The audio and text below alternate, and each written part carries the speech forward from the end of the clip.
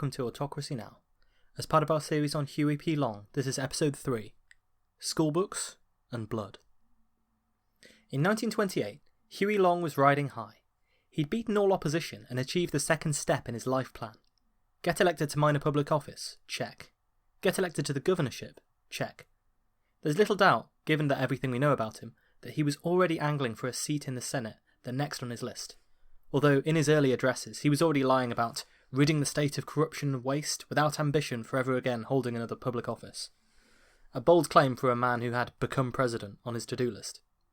But in order to do that, he would have to deliver on his outlandish promises that he'd made in the campaign to be governor. He had to keep his base on side and prove that he wasn't the lying demagogue that his hated media constantly portrayed him to be. In the meantime, the powers that be in the state of Louisiana dusted themselves off and began strategizing. How could they manipulate the young and experienced governor to keep their interests on side? They had dealt with demagogues before. Huey was not unique in that respect, although few of them so far had made it to his lofty position. But confidence was probably high amongst the establishment, that most of them thought they could work with Huey, that things would continue more or less as they had before, and in a few years, promises largely broken, the political machines could wrestle back control from this interloper. This was how many people thought it was going to go. A lot of them were mistaken. Huey's first violation of the political norms of the state began almost immediately when he took office. Traditionally, one of the first things a new governor did was call a convention, where delegates to the National Party convention were selected. So, here is a good degree of Louisiana horse trading. Every party member and faction was traditionally doled out its fair share of delegates, and a roughly equal number from all of the political factions would attend and be represented in Washington. But Huey couldn't allow this to happen. His leadership would be undermined if his political opponents were representing the state on the national level. Remember, he has these national ambitions. He can't make it seem like Louisiana is anything other than behind him. But Huey checked the state constitution. It described this democratic process by which you could choose these delegates, but it didn't legally require that you did things that way. In fact, there were few requirements at all. It was perfectly legal under the Constitution for a small, centralised committee to choose the delegates. So, Huey formed this committee. Promising everyone on the committee a cushy job and maybe engaging in a few other backroom deals, Huey won round a majority of them. So 2 votes happened in quick succession. The first dispensed with the Democratic Convention to pick delegates, and the second approved a list of delegates that had been handpicked by Huey. Naturally, all of his prominent opponents, all the people associated with the old regular political machine, they were all left out. The fix was in, and the Democratic Party of Louisiana would be represented by Huey Long loyalists that year. One of the characteristics of Huey's use, or possibly abuse of power, is how brazen he was in doing it. This is one of the areas where it really depends on how you fall down on the question of Huey's real intentions. If you support him, you'll buy his argument that he has a mandate from the people, that he's sweeping aside corrupt and unfair institutions, that he's getting rid of bloated, ineffective government, and why shouldn't he do this proudly? But if you're against him, you see it as a flagrant and dangerous disregard for tradition, democracy, and the opposition that shows him as a dictator in the making. Stifling debate, forcing through votes, these happened constantly in Huey's career, but is it undemocratic or just anti-opposition? But the thing about Huey Long is that he rarely did any of this behind closed doors, none of it was secret. In the end, regardless of motivation, the result was the same, and the impotent bleating of his undermined opponents made little impression. Quote, "They say they were steamrolled," said Huey a week after the coup. "I think that's true. The only reason the roller didn't pass over more of them was that there were no more in the way. I had promised my people that I would put this gang of bosses and plunderbun pie-eaters out of control of the Democratic Party just as quickly as I could. We hesitated very little about it." In this incident, Huey used a legal technicality, a loophole in the Constitution, to get his own way. Even though this wasn't the way things traditionally had been done, and it was a considerable seizure of power by the governor, it was still within the letter of the law. But this was not always the case. When Huey interrupted a meeting of state senators, one of them sarcastically threw him a copy of the state constitution. "Have you heard of this book?" he said. The riposte from Huey, as ever, was swift. "I'm the Constitution just now." Constitution or no, Huey really needed to take control of the state legislature. Although he'd run as part of a ticket, there were only really 18 out of 108 delegates that you could really describe as pro-Long at the start. But at the same time, there were only a few vehemently anti-Long delegates. The rest were waiting, in time-honoured Louisiana fashion, to see who would value their loyalty the most, who could pay the highest price. He made use of his governor's privilege to appoint men to key positions, alongside his skills at horse trading with the opposition to sway the loyalties of individual delegates. Under the guise of kicking the rascals out, as he put it, he handpicked the Speaker of the House, Jean Fournet, the President of the Senate, Philip Gilbert. Huey had run with a slate of delegates on his side, including some of the state legislatures, and his deputy governor, Dr. Paul Cyr. Remember Robert Maestri, the sleazy backer who funded Huey's campaign? He was appointed head of the Department of Conservation. Again, technically things were usually decided by negotiation, horse trading, and they ended up more or less evenly split between the various factions in the Democratic Party. But this time, the leaders of the House and Senate had the authority to name committee members. Traditionally, the legislature got to nominate its own committee members, so these would be the committees that would take care of things like agriculture, fund appropriation, that kind of things. But Huey nominated his childhood friends to these positions. He personally told the House and Senate leaders who to appoint to every committee. Huey had come up through this minor state legislature, and he knew the ins and outs, and he knew the powers that could be brought to bear from seemingly dull, boring offices. Harley Bozeman, a friend from Wynn Parish, was in charge of the House Appropriations Committee. The pro-Long delegates on the House floor would be led by O.K. Allen, another close friend and confidant of Huey's. Allen and Bozeman had been with Huey since he was a nobody from Wynn County, and they were tasked with figuring out who in the legislature was on his side, who was dead opposed, who could be swayed, and how. At the centre of the whirlwind, in the hot Louisiana sun, Huey and his inner circle worked tirelessly towards these ends, scoping out every angle of unfair advantage. Thanks, John Daniel. Huey's secretary, Alice Lee, was one of the chosen few who were constantly in contact with Huey. More than a few salacious rumours were sparked after her divorce in 1928. Key to Huey's plan was a constant supply of cushy jobs that he could offer to his supporters. You have to remember that Louisiana was in the depths of poverty even before the Wall Street crash of 1929. So the state government was a huge sector of the economy. The jobs they could offer were vital to many people's livelihoods, to their families. The governor personally controlled some jobs, but Huey made it his mission to take over as many of the state commissions as he possibly could and stuff them with pro-Long loyalists. It might seem that having control over the Conservation Commission, the Board of Health, the Highway Commission, it's all fairly administrative, all of which are things that Huey targeted. It might seem that having these commissions wouldn't necessarily give you that much political power, compared to having more people in the legislature or more judges on your side. If you didn't know how this system of patronage worked, you might question why Huey spent so much time making sure he had the majority on, say, the board of a hospital, the board of a university, or a school. These things were major political coups for Huey. You might question why, in the early days, he spent time micromanaging these institutions, firing traffic cops and port officials who disagreed with him and replacing them with Long loyalists.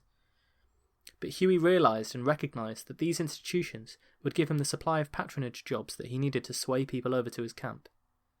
Everything that could become politicised, everywhere he could command loyalty, he wanted it. There were some jobs that he wouldn't touch. Those that needed genuine specialists to operate them were left alone. Huey was no fool. He'd occasionally tolerate dissent amongst people who were too useful to be eliminated. But what he was doing was using the powers of his office to construct a vast, corrupt machine of personally loyal clients. You could argue that he needed control over all these boards to push through his radical agenda without opposition. You could argue that, as governor, he would be held ultimately responsible for what state-owned or state-funded institutions did, and that therefore he had a right to exert some influence over them. Huey would argue that all he was doing was kicking out corrupt and ineffective bureaucrats and officials. And in a sense he was, it's just that he was replacing them with his own. What can't be denied is that he amassed a lot of power this way. By the time he was finished, thousands of people across the state would owe their jobs and their loyalty directly to one man. What's more, they all had to pay a portion of their salary to fund Huey's future political campaigns. In Huey, the state had a governor who was willing to use every trick in the book to enhance his own power, and who moved with a swiftness that his opponents could hardly respond to. Bills or lists of candidates for office would be swiftly and mysteriously introduced into the middle of legislative sessions. Just as quickly, Often before anyone had any time to read them and digest them, they would go to a majority vote that Huey would win. Huey had other tactics. When a backlog of legislation built up which slowed Huey's bills down, he would order his delegates to vote in favour of everything, just blanket across the board, everything gets a yes vote. And in the space of a couple of hours, the entire backlog had been completely cleared, and the legislature, they staggered out after passing dozens of bills. They didn't quite know what to make of it. Suddenly, the Long faction, which had opposed them all the time, was pliable. Later, Huey would look through all of the bills, because he had the governor's constitutional power to veto any bill, and he vetoed the ones that had been proposed by his opponents. Normally the veto was only used in very extreme circumstances, but Huey just blanket wielded it. Previous governors, they'd usually allow little things that their opponents supported to go through. A lot of them were operating on the same system of patronage as the governor himself. So if you represented a town, maybe you'd promise them a new road, and usually the state legislature was happy to help each delegate pass their own bill, so that they might stand a chance at re-election. If you'd ever opposed Huey, though, he'd make you pay for it. Like a politician who would be famous a few generations down the road, Huey kept an enemies list. Again, there was nothing technically illegal about this swaggering wielding of the veto in the Constitution, but it was a dictatorial use of the legal powers that Huey did have, and it hurt a lot of people. Of course, all of this was part of getting people on side. After all, if you couldn't fulfill your campaign promises without Huey, well, maybe the better the devil you know. Quote, "There were men in the legislature that went over to him that I never thought would go. He must have bought them or got something on them," one shell-shocked opponent reflected years later. If a member of your family worked for the government, Huey was not above using that as leverage. "Nice job your son has there, would be a shame if something were to happen to it." He took steps to ensure that all of the new appointees to the boards were completely under his thumb. Before they took office, Huey made them write and sign letters of resignation, with no date. If the new employee ever disappointed Huey, he'd fill in the date and mail himself the letter. Amongst the people whom Huey gave jobs to were members of his own family. This nepotism is common amongst dictators, so his brother, Earl Long, found himself in a $15,000 a year job as an inheritance tax collector. For reference, that was twice Huey's salary as governor. Huey had promised on the campaign trail that this position would be abolished and the money used to construct a TB hospital, but of course that TB hospital just turned out to be money for his brother. A couple of dozen of Huey's relatives found themselves in government jobs. Again, Huey was brazen about what he was doing. When people accused him of nepotism and said, you're hiring members of your own family, he bragged that he would have hired more members of his own family if some of them hadn't been in prison. In Huey's own glowing autobiography, he describes the patronage that he's using here as, quote, "the spoils of war," end quote. It's quite a thing to run on an anti-corruption platform and then install your own corrupt bureaucracy. In a typical quote, he explains how constructing his machine was necessary for the good of the people. "They say they don't like my methods. Well, I don't like them either. I really don't like having to do things the way I do. I'd much rather get up before the legislature and say, 'Now this is a good law and it's for the benefit of the people, and I'd like you to vote for it in the interest of the public welfare. Only I know that laws ain't made that way. You've got to fight fire with fire.'" This is the polarisation at work. If you decided that Huey was on your side, you would admire his brazenness as evidence that he was sticking it to the man. You'd be willing to defend what he was doing, even when it was morally dubious, because, after all, everyone else was worse, right? So we have to ask ourselves, given that he was consolidating power, what did he actually do with it, aside from enriching himself and his family, of course? One of the bills established a dodgy-sounding Bureau of Criminal Identification. This effectively established an independent police force. They would have sweeping powers to make arrests anywhere in the state of Louisiana, without warrants for all violations of the law. Who controlled the appointments to this shadowy police force? The governor, of course. The new law enforcement and the National Guard of Louisiana, which Huey used to his own advantage, well, they became instruments for the settling of political scores. Colonel Ewing, the wealthy newspaper owner, remember him? And Sullivan, who controlled the New Orleans faction. These were the people who'd supposed to be loyal to Huey, and they'd failed him. They delivered very few votes, and Huey felt betrayed. So it will come as little surprise to you to learn that Huey had their gambling houses and brothels raided, without a warrant in the middle of the night. The money his men collected from the gambling parlours was sweet. Revenge was probably sweeter. but now Huey had no faction in New Orleans. But in terms of enacting his populist promises, the ones that had really got him elected, the school textbooks, the roads, the hospitals, Huey needed money that the state just didn't have. The solution was classic Long. There was to be a severance tax on all the oil taken from Louisiana oil wells. Huey was never going to get the backing of Standard Oil, so he might as well double down on a tax on them as governor and use them to fund his programme. After all, this was exactly in line with what he said he'd do, tax the greedy corporations.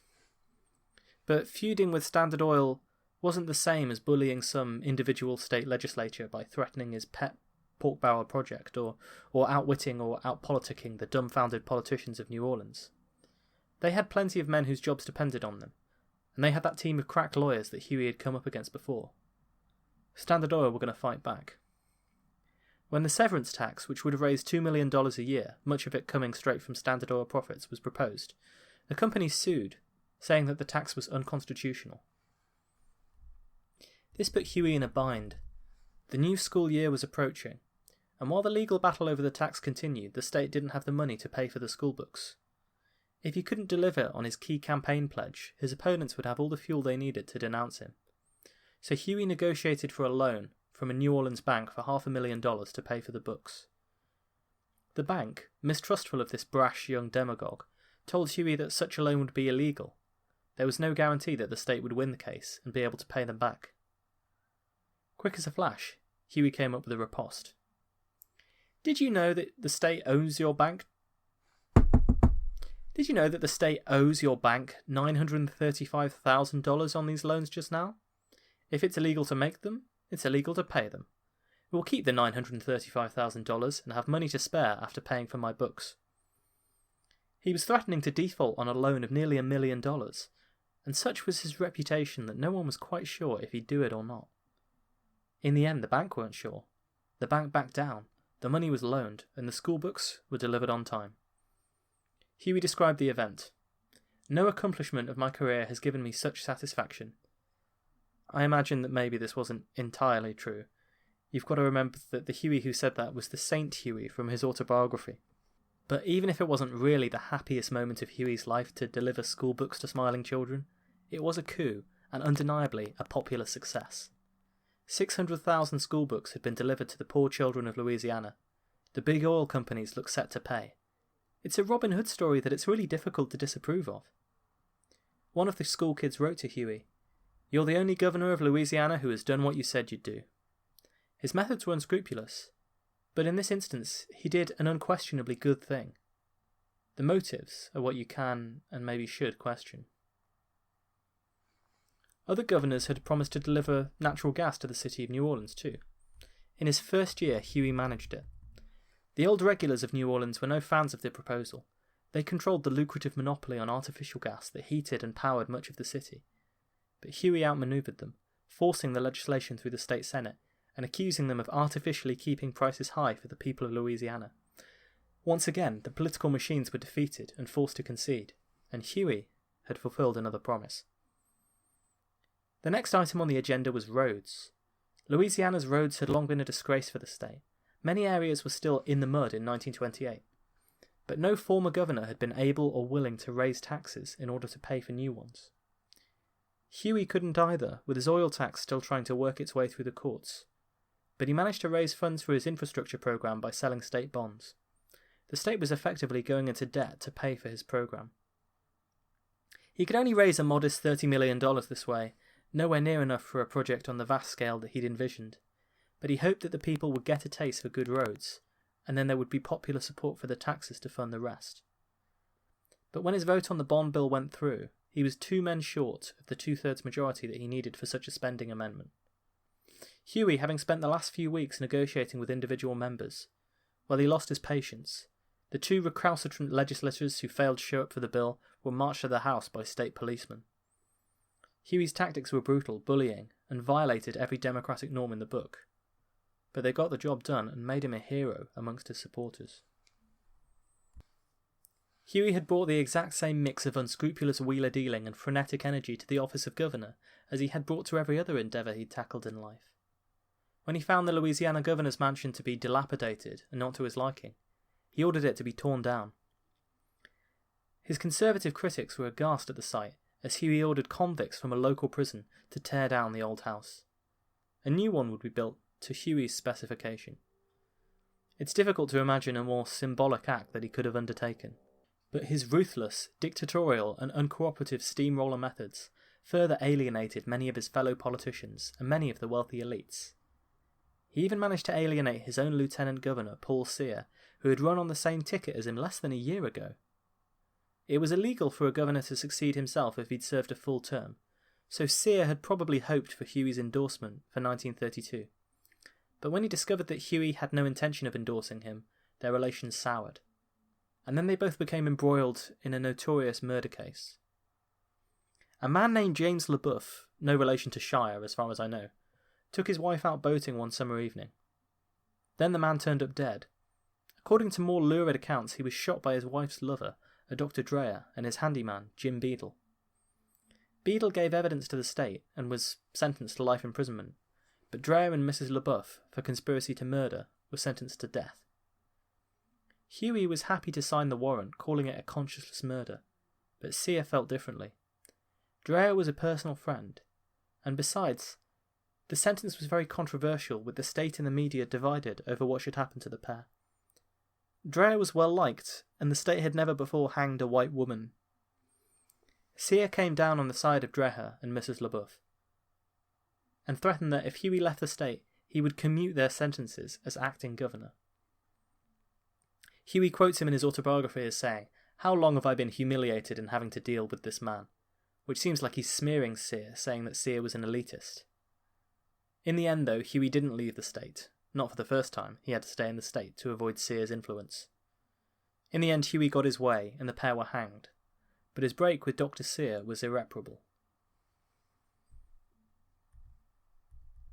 In March of 1929, after a year of being in office, Huey had some substantial achievements under his belt. In terms of his campaign promises, the roads were underway and the schoolbooks had been delivered. These policies were wildly popular with the electorate that had swept him to victory. In terms of politicking, a third of the state's employees were personally loyal to him. But he knew that he needed that Standard Oil money to keep his projects going, and so in March of 1929 he called a special session of the legislature to try and force through a new tax that would hit the hated Invisible Empire. This oil processing tax would raise $3 million from Standard Oil alone. It's worth remembering at this point, Huey has this vendetta with Standard Oil, and it stretches way back to his early legal days. He even invested in oil stocks that Standard had crashed when he was worth only a few $1,000s.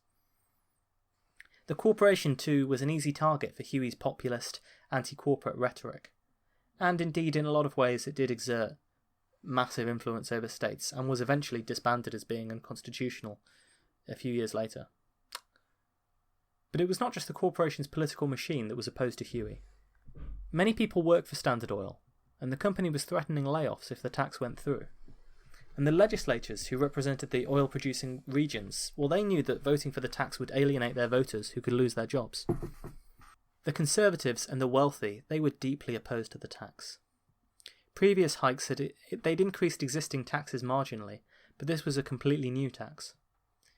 Even some of Huey's closest friends and associates were concerned. His old school friend, Harley Bozeman, said that he thought this new tax was maybe a bridge too far. But Huey didn't listen. He was determined to steamroll through this new tax, just as he'd done with everything else, against any opposition. But maybe for the first time in his entire political career, Huey had misjudged the situation. When the initial count took place in the legislature, he realised that he didn't have enough votes. Things got increasingly heated as the session wore on. The Standard Oil men arrived with, in Huey's words, enough money to burn a wet mule, and they began allegedly dispensing bribes to people who might have voted.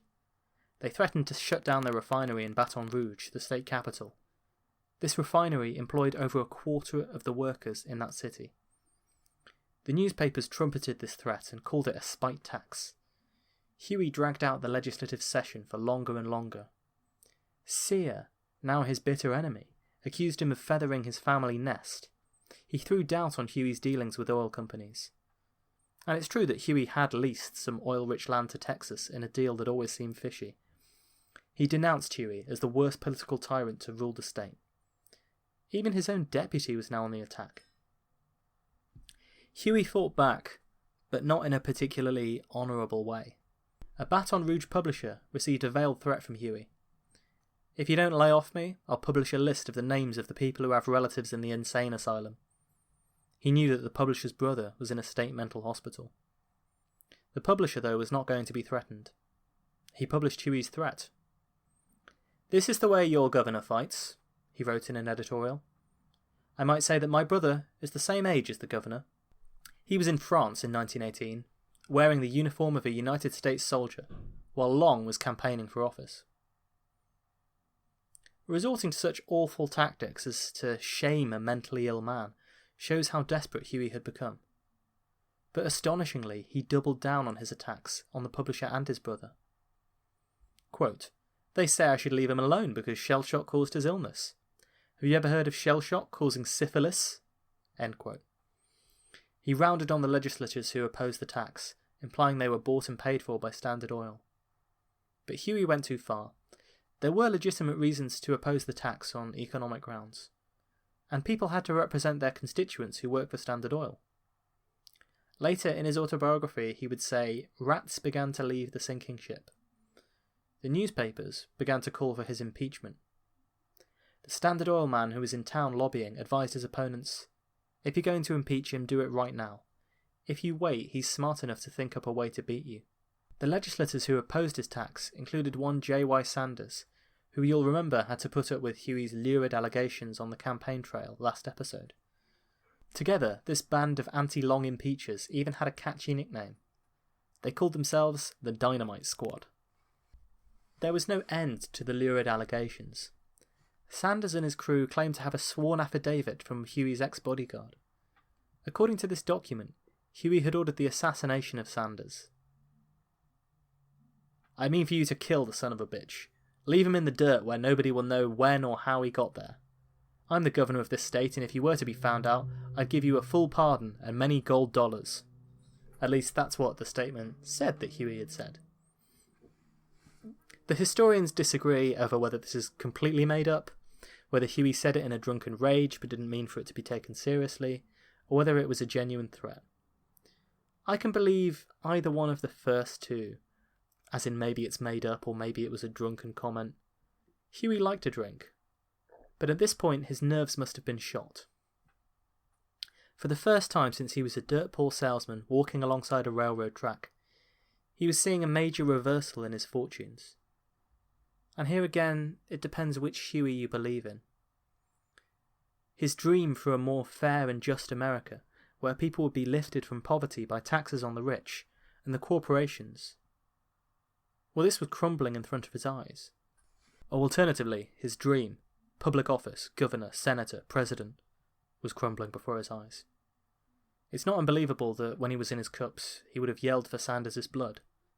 He was one of the ones who was ruining that dream.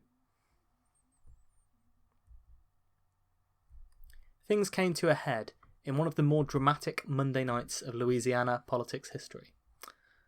Huey realised that he could not get the tax passed. He also knew that a legislature that was not in session could not impeach a sitting governor.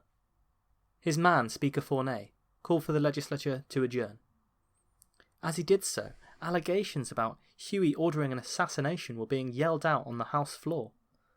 Fournay banged his gavel and tried to call the proceedings to order, against the angry protestations of the Dynamite Squad. But it was no use. He could see that the only way out of it was to call a vote on the motion to adjourn, the motion that would save Huey. The state had recently installed a new electronic voting machine, and all the members pressed their buttons to vote. Exactly 67 green lights lit up in favour of adjourning the legislature and protecting Huey from impeachment. The only problem was that there were not 67 men who had voted to adjourn. The voting machine appeared to have been rigged. Amidst cries of foul play and treachery, I kid you not, Fournay literally threw down his gavel, declared the legislature adjourned, and scurried away. All hell broke loose. "Oh God, don't let them get away with this," cried one legislator. Protesters surged towards the Speaker's chair. Fournay returned, realising they were not dispersing, and was surrounded by a protective wall of pro-Long legislators as the protesters advanced towards them. Soon, inevitably, in a way that's probably better missing from modern politics in the West, it came to blows, physical violence on the floor of the House. A fistfight broke out. Books, inkwells, and all kinds of other projectiles flew across the room. Enough men were wounded that this day was referred to as Bloody Monday in Louisiana political folklore. Huey himself said in his autobiography that this was an uproar that no pen can adequately describe. Amidst the carnage, an anti-Long delegate stood on the desk and bellowed for order. Miraculously, the fighting stopped, and the anti-Long man began to manually count the votes. When he'd finished, amidst the violence, it was clear that the anti-Long forces were triumphant. There were 79 votes to remain in session, and just 9 to adjourn. They would not go away quietly. They would be coming back tomorrow. And there, they may well decide to impeach Huey. Things were little better the next day. One senator remarked, "I'll bet there were 500 pistols in that crowd." Speaker Fournay, having presumably changed his trousers, apologised for last night's irregularities. The voting machine, he explained, was faulty. It had just displayed the results of a previous vote. No one had tried to rig the machine. Why would anyone do that? This seems like a sketchy explanation on the face of it. Okay, so the machine was new, it was operated by a rather arcane and fault-prone system. But then again, in all honesty, I can't really believe that Huey would be stupid enough to try and rig an important vote. Surely he must have known that the people wouldn't fall for it. If the vote was rigged, maybe it was by a supporter who didn't know what they were doing. Not that it mattered. The events of Bloody Monday were a political disaster for Huey. When a Long supporter asked again for adjournment, it received only 39 votes, nowhere near enough. Then the Dynamite Squad, Huey's sworn enemies, took to the floor. With them, they brought an incredible body of charges against Huey. So often you expect impeachment proceedings to involve a carefully built legal case that indicates exactly how the person involved has broken the law. This was more a case of throwing everything at Huey they could possibly think of. The rap sheet included carrying a concealed weapon, violently abusing citizens, fondling a New Orleans stripper, and blasphemy by comparing himself to Jesus. Alongside this, there were more serious allegations. Huey had illegally influenced judges, bribed legislators, pillaged private property using the state militia, attempted to intimidate the media, misused state funds, and hired his bodyguard to kill Sanders. Even the members of the Dynamite Squad would later admit that this last charge, the assassination, was unsubstantiated and wouldn't hold up in court, but that the bodyguard made a good witness. Long's political enemies, like those in the New Orleans political machine, held a huge rally where the speakers denounced his demagoguery and dictatorship. The press rejoiced. By overthrowing the tyranny of Long, one paper said that Louisiana was returning to greatness. Some of the charges may have been false or frivolous, but there was enough truth in the allegations to bury Huey, and real momentum behind the campaign to do so.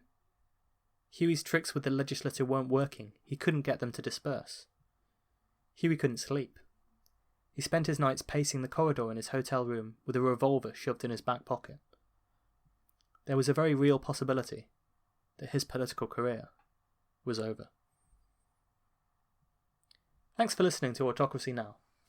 You can email us at autocracynow@outlook.com, follow us on Twitter @autocracynow, like our page on Facebook. Please leave a rating, review on iTunes or your favourite podcatcher, tell your friends to listen to us. That way I don't have to hire dozens of Twitter bots with fishy names to promote the show. No one wants to see that. Tell your enemies. Next time, we'll watch as Huey Long tries to fight off impeachment charges and consolidate his control over Louisiana. Until then, be kind to each other. Our theme music is The Spirit of Russian Love by Zinadia Trokai, and you can find her stuff at kostat.bandcamp.com. That's KOSTA.bandcamp.com. I hope you've enjoyed this episode.